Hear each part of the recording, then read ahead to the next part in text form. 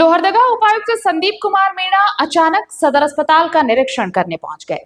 और जब निरीक्षण करने पहुंचे तो यहाँ पर जो डॉक्टर्स ड्यूटी से गायब थे उनको जमकर लताड़ लगाई और किचन में जो गंदगी थी, अस्पताल में जो कुव्यवस्था थी, उसे देखकर उन्होंने गहरी नाराजगी भी जताई। लोहरदगा के सदर अस्पताल में देर रात उपायुक्त संदीप कुमार मीणा की अचानक एंट्री ने पूरी व्यवस्था की पोल खोल कर रख दी।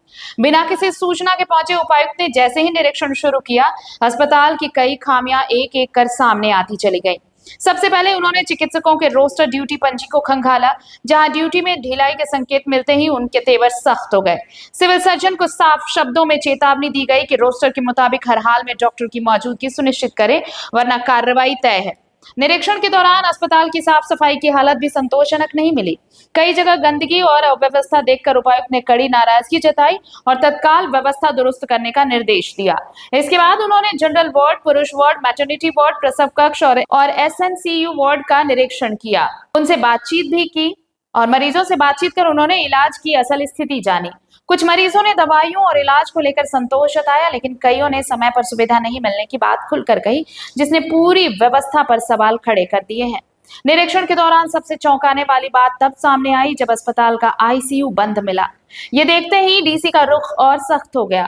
उन्होंने फौरन आईसीयू चालू करने और जरूरी संसाधन उपलब्ध कराने का निर्देश देते हुए साफ कहा कि गंभीर मरीजों के इलाज में लापरवाही बिल्कुल बर्दाश्त नहीं होगी।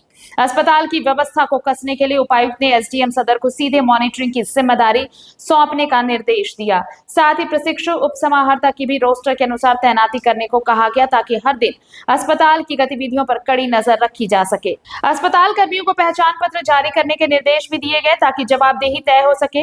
डायलिसिस सेंटर और लेबोरेटरी के निरीक्षण में भी कई कमियां सामने आई, जिन्हें लेकर संबंधित अधिकारियों को सख्त निर्देश दिए गए। उपायुक्त ने साफ कहा कि अब अस्पताल की व्यवस्था कागजों पर नहीं, जमीन पर दिखनी चाहिए और लापरवाही करने वालों पर सीधी कार्रवाई होगी। इस दौरान अपर समाहर्ता जितेंद्र मुंडा, परियोजना निदेशक Sushma Neelam Soreng, civil surgeon doctor Raju Kachhap, SDM Amit Kumar और जिला जनसंपर्क पदाधिकारी शिवनंदन बड़ाइक समेत कई अधिकारी मौजूद रहे, जिनके सामने स्पष्ट संदेश दिया गया कि अब ढिलाई नहीं चलेगी। हम लोगों का ये प्रयास है कि जिले में जो है स्वास्थ्य सुविधाओं में सुधार हो, तो उसके लिए हम लोगों ने पूरी टीम के साथ में आज सदर अस्पताल का हम लोगों ने औचक निरीक्षण किया है और उसमें कुछ हम लोगों को खामियां मिली हैं। फॉर एग्जांपल जो है साफ सफाई से लेकर के डॉक्टर की अटेंडेंस का दिक्कत है, उसमें हम लोग प्रयास करेंगे कि इसमें हम लोग सुधार करें। सबसे इंपॉर्टेंट जो सुधार है, हम लोग एक नोडल पदाधिकारी जो है सदर अस्पताल का बनाएंगे। दूसरा जो सबसे इंपॉर्टेंट चीज़ हम लोग करने जा रहे हैं, वो करने जा रहे हैं कि डेली एक ऑफिसर की यहाँ पे प्रतिनियुक्ति रहेगी।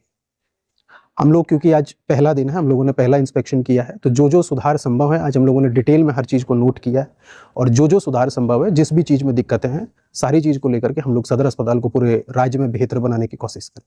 तो लोगों से मैं यही अपील करूंगा, किसी भी प्रकार की शिकायत होगी, हम लोग एक नोडल पदाधिकारी नियुक्त कर रहे हैं। मेरा नंबर भी लोगों के पास है और हम लोग डेली के बेसिस पे एक पदाधिकारी भी यहाँ पे प्रतिनियुक्त करेंगे।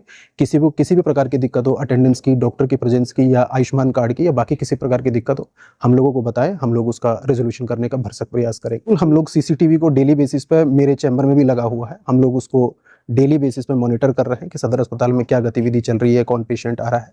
लेकिन साथ के साथ चूंकि ये एक सतत प्रक्रिया है सुधार के लिए, तो हम लोग एक सीनियर ऑफिसर को यहाँ पे नोडल बनाएंगे और डेली बेसिस पे हम लोगों के यहाँ झारखंड प्रशासनिक सेवा के बहुत सारे प्रशिक्षु पदाधिकारी भी हैं, उनको हम लोग डेली बेसिस पे यहाँ पे प्रतिनियुक्ति देंगे, जिससे किसी भी प्रकार की वो मिनट टू मिनट और आवर्ली वो लोग इसको मॉनिटरिंग करेंगे और किसी भी प्रकार के सुधार की आवश्यकता होगी तो उसमें हम लोग सुधार करेंगे, जिससे इसको सतत मॉनिटरिंग करें और अगले 1-2 महीने के अंदर आप उसमें सुधार देखेंगे।